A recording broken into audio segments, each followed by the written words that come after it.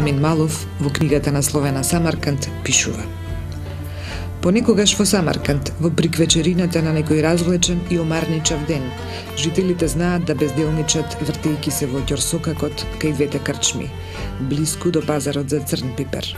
Не за да пивнат од миризливото согдијанско вино, туку да ги распрашаат и да ги видат новодојденците и повратниците.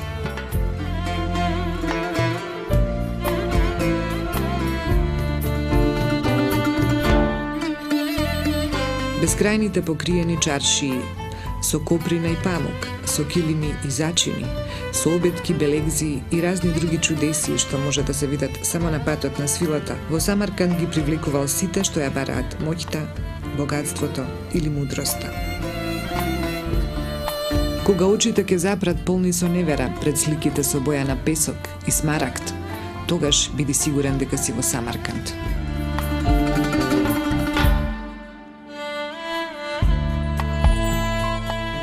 Дали заради својата древност, дали заради храмовите, мавзолеите, медресите и џамиите, што датираат со векови наназад, чудесните портали, неповторливите мозаици и екстериерните декорации во мермер и злато, заради сето ова, овој чудесен град од 2001 е под заштита на УНЕСКО, лоциран на брегот на реката Заравшен. Заради својата убавина, опеан и во минатото, нарекуван Рим на истокот, бисер на источниот муслимански свет, или описот што јас би го одвоила за овој филм. Самарканд, најубавото лице што земјава го покажала на сонцето. Неговата комплексна убавина сигурно е резултирана и од фактот што лежи на линијата на древниот пат на свилата.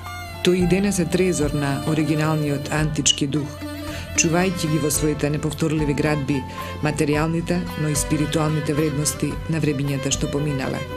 Автентичните споменици од античката архитектура, наследството од науката и уметноста од вековите пред нас, во Самарканд ви се надофат за лична перцепција, непосреден допир и персонален контакт со она што се нарекува светско културно наследство. Во овој случај, светско културно наследство, но со македонска приказна во себе.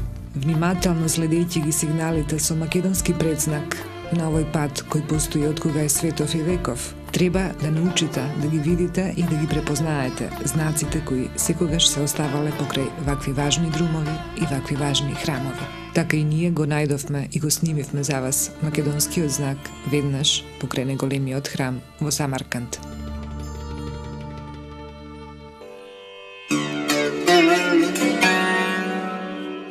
Следејќи ги записите на она што го оставиле историчарите за овој дел од македонското големо патешествие, во Мараканда за македонците се случиле многу важни дејанија.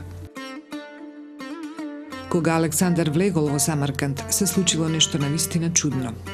Тој на пазарот видел луѓе кои наликувале на неговиот народ, а кога им се доближил, слушнал дека го зборуваат истиот јазик.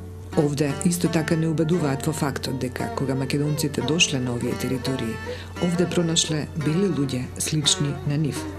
Според нивните убедувања и нивните теории, согдијанците биле луѓе од белата раса.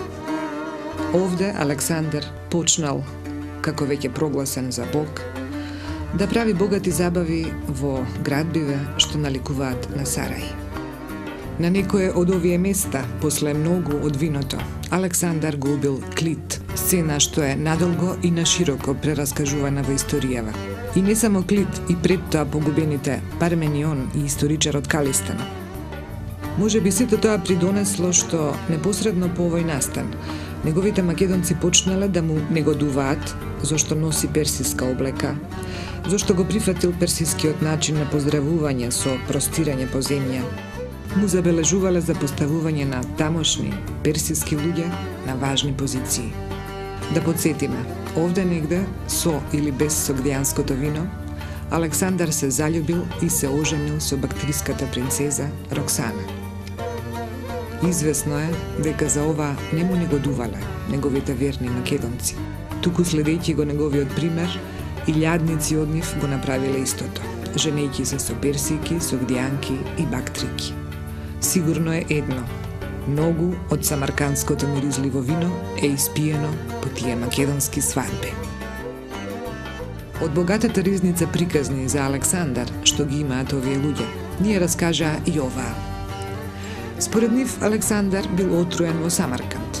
Кога погоре спомнав дека чудни нешта им се случувале на македонците за овие 3 години овде, мислев и на приказната која првпат овде ни ја раскажаа.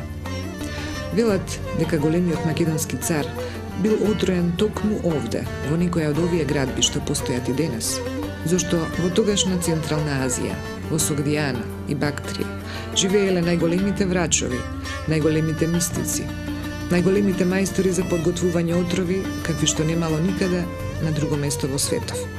Така и Александар е отруен со отров кој ќе делува подоцна. Не веднаш, туку по 6 месеци. Му подариле златна чинија, која била премачкана со таа течност. А течноста се подготвува на тој начин што се собира најстудената капка роса во мугрите кога ќе се појави првиот сончев зрак на највисоката карпа од источната страна, а потоа истата капка се става во копито од магаре да стои одредено време, додека не се претвори во најмоќниот притаен отров со кој и отруениот не знае дека е отруен. Оваа чудна теорија на локалното население се поклопува со историските записи. Александар умира од непозната треска по неколку месеци во Вавилон. Македонија, нивната дома, е далечна приказна ако мериш од овде, од Самарканд, од нивната најнова мистерија и чудесија. Тие кои мислела дека со своји очи виделе се, со своји нозе стапнале на многу нови места, ова го немале видено. А со убавината лесно се стапува во интимен контакт. Затоа сум убедена дека кога шетал по овие скришни места, сигурно напамет му паѓале зборовите на неговиот учител Аристотел, дека цивилизациите и човештвото ќе се развиваат и ќе одат напред единствено заради градовите. Може би затоа, помеѓу Египет и Индија, македонците и Александар изградиле 20 Александрии. Едно градче кое постои и до ден денешен, а се вика Нурата, е едно од нив.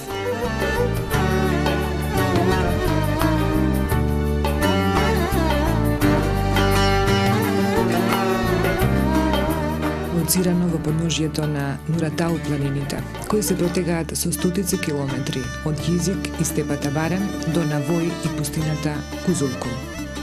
Ова градче е административен и културен центар во овој планински регион, во областа Навој, на околу 200 километри од Самарканд.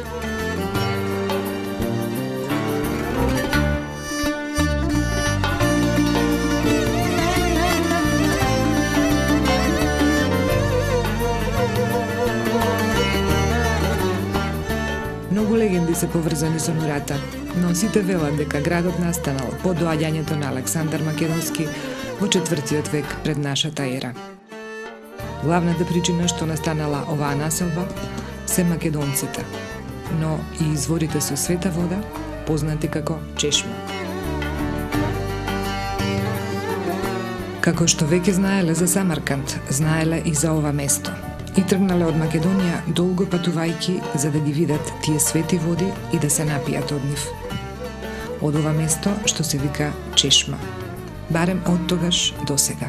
Кога слушнав како го запаметиле и како го изговараат името на ова место западните патувачи и патеписци, ми личеше повеќе на Шашма, а тогаш има сосема друга асоциација. Но Чешма, кај македонците од секогаш значи исто, место од кај што земјата дарува вода, па уште и света. Светите води се дом и на еден специфичен вид риба, која овде има третман на света риба, а ја викаат маринка. Од таа причина никој не се обидува никогаш да ја лови или, не дај Боже, да ја јаде. Овде велат дека ако пробате од неа, кожата ќе ви побели за еден ден, а вториот ден нема да го дочекате живи.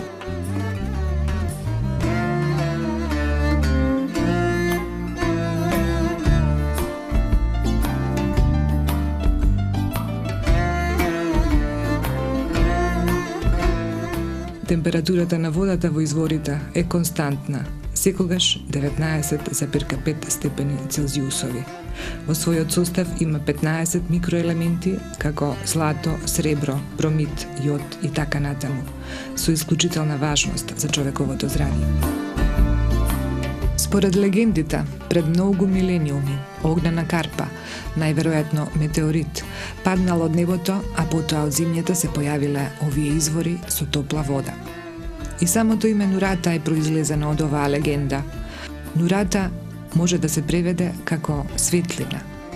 Нур во источниот свет значи светлина, а според легендите, чудна сина светлост се појавила на ова место во моментот кога Александар со своите македонци бил токму овде. Таква иста сина светлина се појавила и во 2005-та, а тоа може да се види на фотографиите што овде ги продаваат како сувенир. Овековечен син зрак кој како да излегува од светите изворски води во храмот Чешма. Сега, после 2005-та, знаеме како изгледала чудната пројавена светлост што ја виделе нашите пред 2300 години. Храмот Чешма денес се смета за еден од најважните исламски центри во овој дел на Азија. Илјадници верници доаѓаат да го посетат светото место. Понекогаш, ако се благословени, пред нив се појавува чудната светлина од изворот кон небото, а луѓето што ја виделе велат Бог ни се појави преку светлината.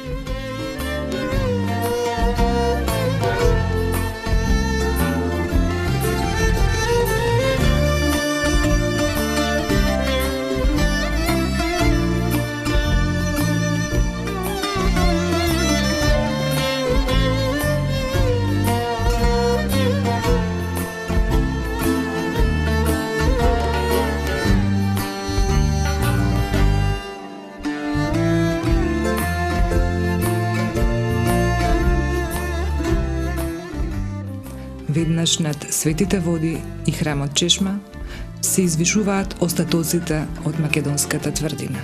Ѕидови кои сведочат за едни минати времиња, но кои сведочат и за тоа дека македонците од секогаш знаеле да ги респектираат и да ги почитуваат светите места. И неслучајно е оваа тврдина изградена токму над светите води.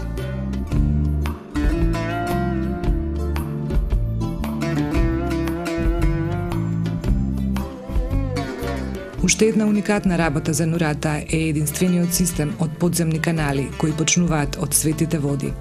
Овие подземни канали се нарекуваат кијарези, а Нурата и во денешни дни се снабдува со вода преку истите, направени пред 2300 и некоја година од македонците.